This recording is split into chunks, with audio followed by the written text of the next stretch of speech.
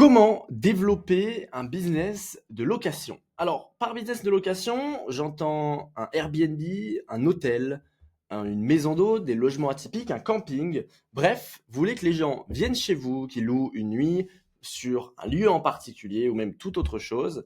Et donc, comment développer cette activité au mieux avec un exemple d'une personne qui travaille avec nous, sur lequel on a lancé une stratégie qui lui a permis d'obtenir un client en des 3 jours de stratégie et qui maintenant lui permet d'obtenir autant de clients qu'elle le souhaite. Alors, comme toute activité, il y a des bases à poser et il y a des bases qui sont assez importantes. Ces bases-là, moi, je les appelle le triangle d'or chez le mentorat. Et en fait, le triangle d'or, ça va nous permettre de bien communiquer et donc de faire de la bonne acquisition et d'aller plus vite par la suite. Dans le triangle d'or, on a 3 axes. On a son positionnement, la manière dont on va se situer et qu'est-ce qu'on a de différent, pourquoi les gens doivent aller chez nous et pas chez une autre personne. On a également sa cible, qui est-ce qu'on va cibler, qui va être très important derrière. Et on a également son offre, comment est-ce qu'on rend l'offre la plus irrésistible possible. Quand je parle d'offres, je parle par exemple de nuitée. Comment est-ce qu'on rend ça le plus irrésistible possible? Ça peut être en ajoutant des petits bonus, ça peut être en ajoutant des activités annexes, ça peut être en ayant quelque chose de mieux que ses concurrents. C'est pour ça que c'est super important de définir ce positionnement-là. Qu'est-ce qui va venir nous différencier? Parce que ça va nous permettre derrière d'optimiser l'offre et donc ça va nous permettre de convertir beaucoup plus facilement.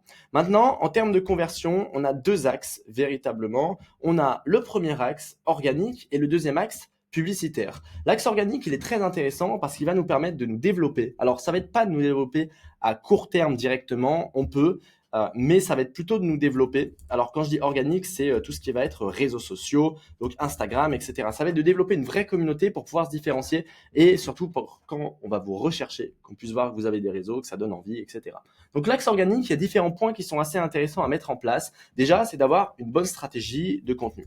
Pour avoir une bonne stratégie de contenu, l'idée, c'est d'être au clair à la fois sur la cible, à la fois sur le positionnement et d'être un minimum au clair sur ce qui se fait en termes de stratégie de contenu. La deuxième chose, c'est de réussir à créer un genre d'environnement autour de vous, de créer des piliers de contenu et créer des piliers de contenu et créer quelque chose, un genre de branding, une image de marque, une base sur lesquelles vous allez vous positionner pour qu'on puisse vous reconnaître et qu'on se dise, OK, on voit très simplement le ton que vous utilisez, on voit très simplement les valeurs que vous avez envie de véhiculer et du coup, ça nous permet d'adhérer au message ou non, si la personne n'est pas dans votre cible, mais le but, c'est que ça se démarque de tout ce qu'il y a sur les réseaux sociaux et notamment par rapport aux valeurs. Et la dernière chose, c'est d'être bon sur tout l'aspect acquisition pour acquérir de nouveaux abonnés, savoir être visible avec les bons outils et avec les bonnes méthodologies. Une fois qu'on a développé ça, on a la partie publicité. Alors la partie publicité, on peut la lancer avant. Après, dans l'exemple que je vous prendrai, on l'a lancée avant. Et il y a 2 types de publicité. La première publicité, ça va être les pubs qu'on appelle d'intention. Et la deuxième style de publicité, ça va être des pubs qu'on appelle de diffusion. Des pubs d'intention, ça va être par exemple si je tape hôtel Lyon, hop, on va avoir des hôtels qui sont sponsorisés directement. Souvent, c'est les bookings ou les Airbnb qui sont sponsorisés directement. Donc, en fait, quand une personne tape logement insolite, par exemple, qu'elle puisse tomber sur vous, ou quand une personne tape coworking, qu'elle puisse tomber sur vous. La deuxième chose, ça va être de faire de la pub de diffusion. Ça, c'est ce qui fonctionne quand même un petit peu mieux. C'est des pubs, comme vous le voyez tout le temps sur Facebook, sur Instagram. Quand vous allez sur les plateformes, vous voyez des pubs et c'est exactement ça.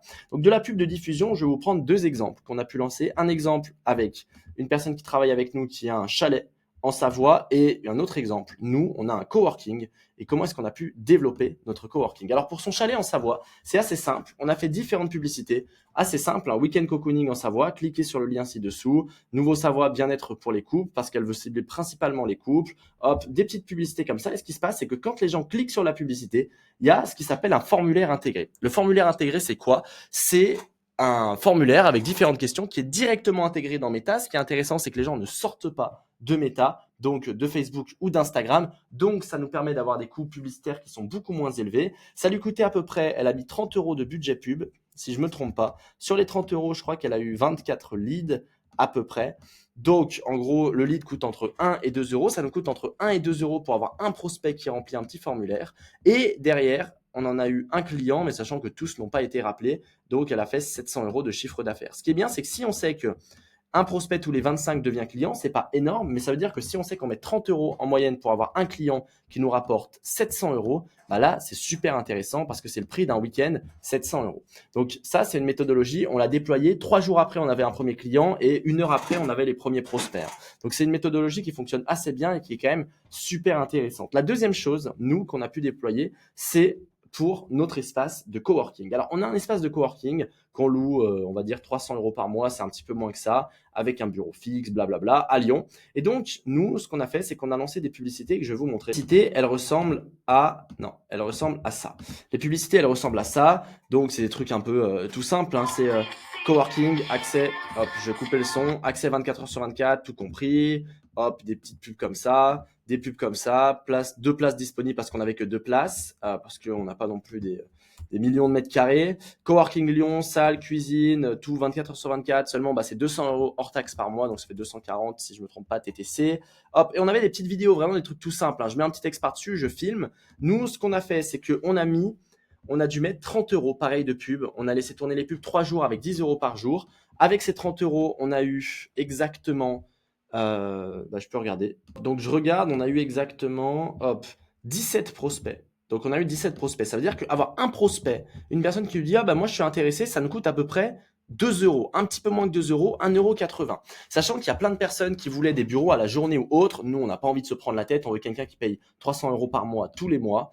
Et du coup, il y en a, on voit, qui ont visité les bureaux, qui sont intéressés ou qui sont intéressés pour plus tard. Et donc, sur ces 17 prospects, on cherchait 2 personnes. C'est pour ça qu'on a coupé les pubs. Hein. On a trouvé nos 2 personnes qui nous payent du coup 200 € hors taxe par mois. Donc en fait, en mettant 30 € de pub, ça nous rapporte 400 € par mois tous les mois qui tombent en automatique. Et si derrière, il y en a un qui part, en moyenne, les gens restent plus d'un an dans le coworking. Si en moyenne, il y en a un qui part, on relance des pubs. Ça veut dire que ça nous coûte 15 € pour avoir un client. S'il reste un an, il paye 200 € par mois.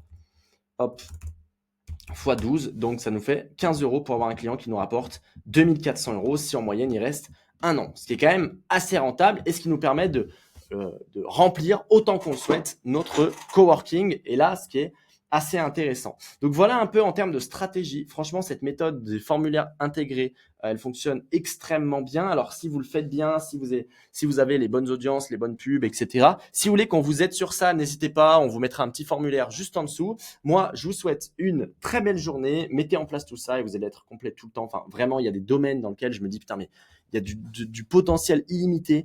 Si vous avez des logements solides, des trucs comme ça, enfin, vous pouvez vraiment vous faire Enfin, ça peut être dingue, quoi. Ça peut être dingue.